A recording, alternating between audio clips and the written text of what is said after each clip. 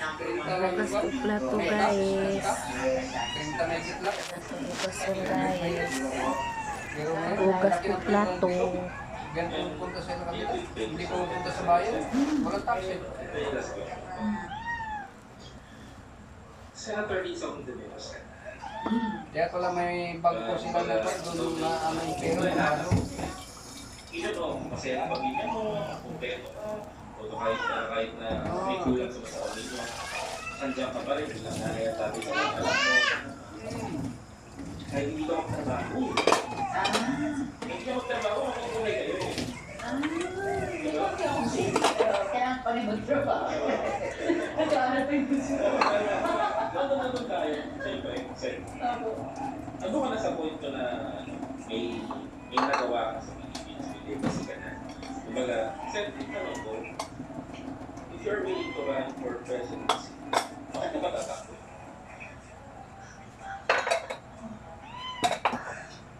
Well, siguro tulad ng pinag-usapan natin. Sige.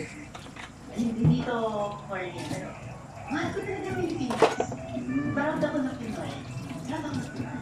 And sa dami natin pinag-usapan na mga problema pa, tagal na problema na, tuwindi sa mga problema natin. Ewan mo ba, yung mga sinakang gano'n sa sistema natin, gusto kong mag-ambag pa. At kung mangyayari yun, gusto kong mamunod sa pag-aayos.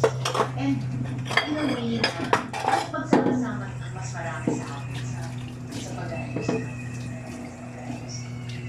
Kaya, tulo lang ako ng pangarap. And kung mangyari yun, Gagawin. isama ko na yung Total, mga pangarap ko na ginagawa mo na rin yung papel mo. sa pangarap ko. Ano, bayan. Isa mo na yung pangarap ng mga kabataan na umaasa sa maling sitwasyon ba? Bukas plato guys ha. Wala tayong budget. Wala tayong kinabukasan kay Sarah. Puro pag-iiyak. Alam nyo, ibang-iba loob eh. So, Dahil hindi, wala alam mo sa Indonesia, ang masasabi ko lang po kasi talagang yung gawa, seryoso yung sa senador ko. yun lang pa siya. Sobrang umaangat ko yung pagbabayan natin sa mga nagawa ni Bongo, Minyo, Kibulo, yun po, hindi mo 6 po years niya ginawa. kay Marcos. Pinakulong nyo, anak ng Diyos. Manapin niya yung Dalawang pagkakos. anak ng Diyos. Imbis na tumulong siya. Pinakulong nyo, paano yung nagagawa po yun?